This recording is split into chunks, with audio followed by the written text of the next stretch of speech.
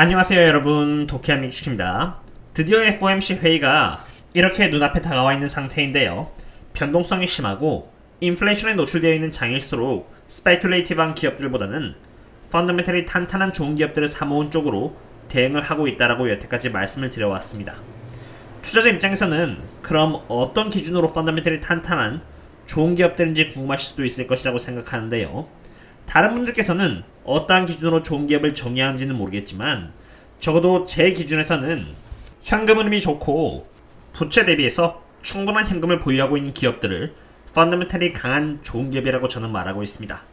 연준은 물가를 잡기 위해서 금리를 올릴 것이라고 했고 양적 긴축까지도 실행하여 시장에서 돈을 이제 회수하려고 하는데요. 기업 입장에서 보면은 이것은 돈을 빌린 데 들어가는 비용이 높아진다는 것을 의미하기에 Multiple Contraction, 즉 밸류에이션이 낮아진다는 것을 의미합니다. 그 와중에 현금 흐름이 오랜 기간을 걸쳐 발생이 되고 있고 부채 대비 현금을 많이 보유하고 있는 기업들은 굳이 현금을 비싼 돈을 들여서 빌릴 필요가 없으니 피해는 상대적으로 적을 수밖에 없는 것이죠.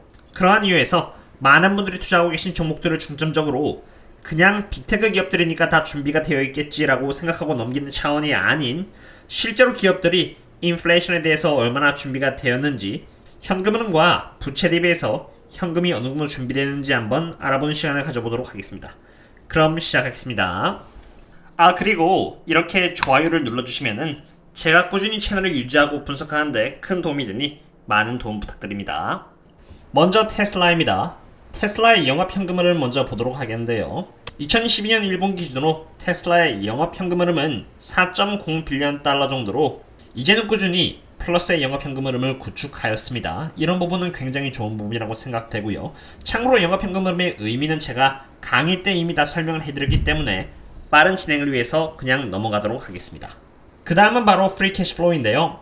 프리 캐시플로우는 여기 옆에 있는 캐펙스를 영업 현금 흐름에서 차감시켜 줄 때 나오는 것을 바로 프리 캐시플로우라고 합니다. 잉여 현금 흐름이라고 하죠. 이 프리 캐시플로우 또한 이렇게 우상향을 해주고 있고요. 2.2 빌리언 달러로 매출액이 약 18.76 빌리언 달러니까 2.2 빌리언 달러의 프리 캐시플로우는 12% 정도의 마진을 두고 있다 정도로 이해하시면 되겠네요. 조금 더 높으면 더 좋을 것 같습니다. 그 다음은 현금과 부채를 보여주는 이 밸런스 시트에서 알아보도록 하겠습니다. 테슬라는 2012년 1분기를 기준으로 해서 17.50 빌리언 달러의 현금을 지금 갖고 있는 상태이고요. 그거에 비해서 부채는 장기 부채와 단기 부채로 나뉘어져 있는데 장기 부채인 이 non-current debt는 3.15 빌리언 달러, 그리고 12개월 내에 갚아야 되는 이 단기 부채는 1.66 빌리언 달러로 이 두 개를 합치면 약 4.8 빌리언 달러 정도가 나온다는 것을 볼 수 있죠. 4.8 빌리언 달러 대비해서 현금이 17.50 빌리언 달러이고 이 돈으로 갖고 있는 부채를 전부 다 탕감을 해도 현금이 충분히 남기 때문에 테슬라의 재무 상태는 매우 좋다고 할 수 있겠습니다. 참고로 non-current investment와 current investment은 포함시키지 않았는데 이 두 개의 부분을 포함시킨다면 더더욱 좋겠죠. 그리고 테슬라가 인플레이션 대비해서 어떻게 준비를 했는지 한번 보도록 할 텐데요. 여기 tax와 payable 그리고 deferred revenue를 빼고 이 두 개의 흐름만 볼 텐데 잘 보시면은 여기 non-current debt의 흐름이 계속 줄어간다는 것을 볼 수 있었고요. current debt 또한 이렇게 올라가지 않고 천천히 횡보하고 있다는 것을 볼 수 있습니다. 이렇게 테슬라가 부채를 줄임으로써 인플레이션을 예전부터 대비하기 시작했다는 것을 볼 수 있는 대목이 되겠습니다. 이제는 엔비디아로 넘어가겠습니다. 이것은 엔비디아의 영업 현금 흐름으로 2022년 2분기 기준 1.7 빌리언 달러의 영업 현금 흐름을 갖고 있고요. 2022년 1분기 대비해서 좀 줄어든 그런 부분을 보여주고 있습니다. 그러나 역사적으로 봤을 때 항상 엔비디아의 경우는 2분기가 1분기 대비해서 못하는 모습을 보여주어 왔습니다. 그것은 2021년 2분기 또한 이렇게 마찬가지였고요. 2020년 2분기 또한 같은 패턴을 보여줍니다. 2019년 또한 이렇게 마찬가지라는 것을 볼 수 있고요. 2018년만이 약간 예외적이었습니다. 그러나 다시 2017년 때도 2017년 2분기는 1분기 대비해서 좀 못하는 모습을 보여주고 있다는 것을 볼 수 있죠. 이제는 프리 캐시플로우로 넘어가겠습니다. 프리 캐시플로우는 1.37 빌리언 달러로 영업 현금 흐름이었던 1.7 빌리언 달러 대비해서 조금 줄었는데 당연히 캐펙스를 빼는 것이 바로 프리 캐시플로우이기 때문에 줄 수밖에 없는 부분입니다. 프리 캐시플로우 또한 비슷한 흐름을 보여주고 있는데요. 어쨌든 오랜 기간에 걸쳐서 프리캐시 플로우 또한 이렇게 흑자를 보여주고 있다는 것 자체가 이 기업의 현금 흐름이 굉장히 좋다는 것을 의미한다 라고 볼 수 있겠습니다. 그리고 여기서 한 발자국 더 나아가 엔비디아의 마진율 또한 체크를 해보겠는데요. 프리캐시 플로우의 마진율은 26.83%로 엔비디아가 만들어내는 프리캐시 플로우가 매출액 대비해서 26%를 차지하고 있다는 의미가 되겠습니다. 여기 보시는 것처럼 매우 굿이라고 적혀있다는 것을 볼 수 있네요. 이제 엔비디아의 현금 대비 부채량을 한번 보도록 하겠습니다. 엔비디아는 2012년 1분기를 기준으로 해서 16.45 빌리언 달러를 커렌트 인베스트먼트에 넣었고요. 캐시로 3.89 빌리언 달러를 갖고 있습니다. 이것을 총 합치면은 약 20 빌리언 달러 정도를 가용할 수 있는 현금으로 갖고 있다라고 볼 수 있겠습니다. 그 다음은 부채가 되겠는데요. 장기 부채는 11.70 빌리언 달러입니다. 장기 부채는 꽤나 높은 수준이긴 합니다만 그래도 가용할 수 있는 현금이 20 빌리언 달러로 절반 이상 높기 때문에 장기 부채를 전부 다 처분하고도 9 빌리언 달러는 남습니다. 그러므로 엔비디아는 충분한 현금액을 보유하고 있다라고 할 수 있겠습니다. 그럼 이제 AMD를 보도록 하겠습니다. AMD는 2022년 1분기 기준으로 해서 이렇게 995 밀리언 달러의 영업현금 흐름을 기록했고요. 처음엔 이렇게 올라갔다 내려갔다를 반복하다가 안정적으로 영업현금 흐름을 기록하게 되었습니다.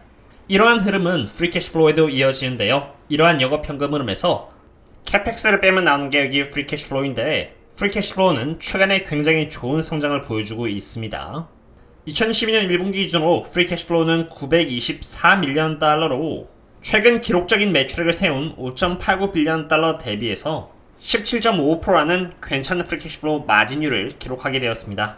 비록 엔비디아보단 조금 부족하긴 하나 그래도 17.55% 또한 괜찮은 마진율입니다.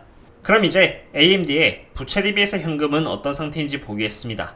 AMD는 4.74 빌리언 달러의 현금과 1.79 빌리언 달러의 커런트 인베스트먼트 그리고 아주 약간의 non current investment로 72 밀리언 달러를 보유하고 있습니다. 이런 것들 전부 다 합쳐 보았을 때 6.5 빌리언 달러 정도를 보유하고 있다라고 볼 수 있겠네요. 그럼 이제 부채 부분을 보도록 하겠습니다. 장기 부채로는 1.84 빌리언 달러의 장기 부채를 갖고 있고요. 그 다음으로 311 밀리언 달러로 단기 부채를 갖고 있으니까 총 부채는 합쳤을 때 약 2.1 빌리언 달러가 되겠습니다. 보유하고 있는 현금 6.5 빌리언 달러 대비해서 갖고 있는 현금이 약 2.1 빌리언 달러 되므로 충분히 많은 현금을 보유하고 있다라고 할 수 있겠습니다. 그럼 이제는 마이크론을 보도록 하겠습니다. 마이크론의 영업 현금 흐름은 2010년 1분기 기준으로 3.6 빌리언 달러에 달합니다. 굉장히 많은 영업 현금 흐름이 나오고 있다는 것을 볼 수 있죠. 그 다음으로 프리캐시 플로우를 보도록 할 텐데요. 2012년 1분기의 프리캐시 플로우는 1 빌리언 달러로 아무래도 마이크론의 경우는 팹을 지어서 많은 양의 디램과 낸드를 스스로 만들어내는 기업이다 보니까 많은 비용이 듭니다. 그 비용이 영업현금으로에서 차감이 되는 것이고요. 남은 돈이 바로 프리캐시 플로우라고 보시면 되겠습니다. 프리캐시 플로우가 1 빌리언 달러라고 해서 작다고 느껴질 수도 있겠지만 프리캐시 플로우 마진은 15.59%로 나쁜 편은 전혀 아닙니다. 그리고 그 외 지표인 그로스 마진도 45%이고요. 영업이익률은 33%, 순이익률은 28%로 두루두루 괜찮은 수익성을 보여주고 있는 상태다라고 할 수 있겠습니다.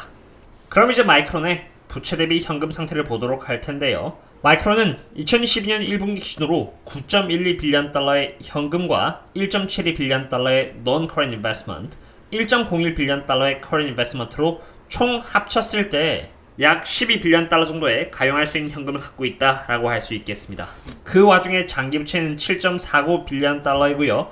많은 것처럼 보이지만 갖고 있는 12 빌리언 달러로 충분히 부채를 다 탕감할 수 있기 때문에 괜찮은 재무 상태를 보유하고 있다라고 할 수 있겠습니다. 다음으로 많은 분들의 애증의 종목이라고도 할 수 있는 APPS 디지털 터빈의 펀더멘트를 한번 체크해 보겠습니다. 디지털 터빈은 다행히도 41.28 밀리언 달러의 영업현금 흐름을 2022년 1분기 기준으로 기록했고요. 꾸준히 우상해주는 아주 좋은 모습을 보여주고 있죠. 그리고 프리캐시 플로우는 33.68 밀리언 달러로 프리캐시 플로우 또한 마찬가지로 영업현금 흐름과 함께 꾸준히 흑자의 현금 흐름을 이어나가고 있는 상태입니다. 그러나 한 가지 아쉬운 점은 184 밀리언 달러라는 매출액 대비해서 33.68 밀리언 달러라는 프리캐시 플로우의 양 자체가 조금 아쉬운 편이라고 할 수 있는데요. 실제로 디지털 터빈의 수익성을 한번 체크해보면요. 프리캐시 플로우의 마진은 8.22%로 사실 에버리지 측에 속합니다. 그로스 마진은 46.43%로 괜찮은 편이라고도 할 수 있겠지만 소프트웨어 기업치고는 여전히 부족한 편이라고 할 수 있고요. 프리캐시 플로우는 8.22%로 이 부분 또한 적어도 20% 이상까지 개선이 필요하다라고 할 수 있겠습니다.